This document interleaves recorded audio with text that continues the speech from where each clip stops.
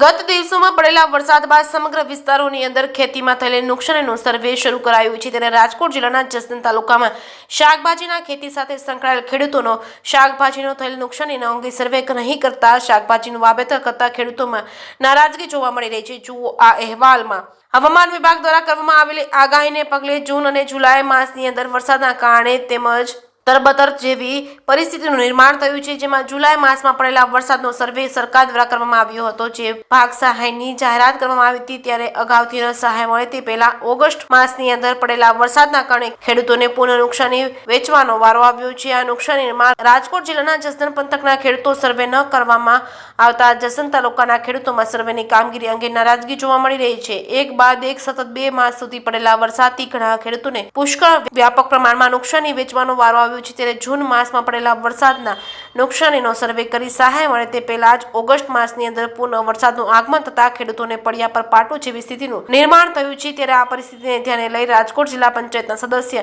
મનસુખ સાકરિયા દ્વારા ગુજરાત રાજ્યના કૃષિ મંત્રી આ બાબતે પત્ર લખી લેખિતમાં માંગણી કરી નુકસાનીનો સર્વે કરવામાં આવે તેવી પણ રજૂઆત કરવામાં આવી છે। જે કેસની ગુજરાતી સાથે રસિક વિસાવડિયા, જસદણ। શું નામ તમારું? સુરેશભાઈ। સુરેશભાઈ, શાકભાજીનું વાવેતર કર્યું, નુકસાન થયું છે, સર્વેની માંગણી છે, શું કહેશો? સર્વે કરે કે ના કરે, જે તાલુકામાં જે જિલ્લાઓમાં સર્વે થઈ ગયું છે ત્યાં જે નુકસાની છે એવી જ નુકસાની અહીંયા પણ છે, એટલે ત્યાં જે ચૂકવણું કર્યું છે તે તાત્કાલિક ધોરણે અહીંયા પણ ચૂકવણું કરી આપે એવી અમારી ખેડૂતોની માંગણી છે।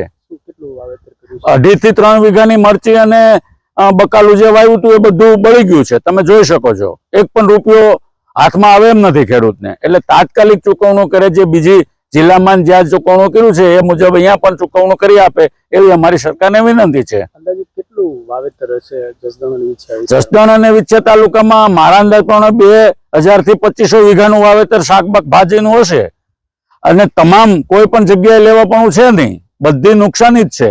એટલે તાત્કાલિક ધોરણે સરકાર જે જિલ્લામાં વળતર આપ્યું છે એ વળતર તાત્કાલિક ચૂકવી આપે અહીંયા જસદણ ને વિછિયામાં એવી ખેડૂતોની માંગણી છે। ઘનશ્યામભાઈ જેઠાભાઈ કોખરિયા।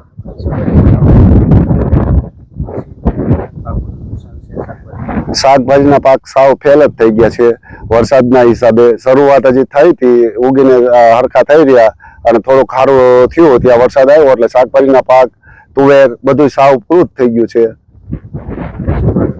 માગણી તો મોરબીમાં એમાં સર્વે થયું તો અહીંયા થાય એવી અમારી માગણી છે।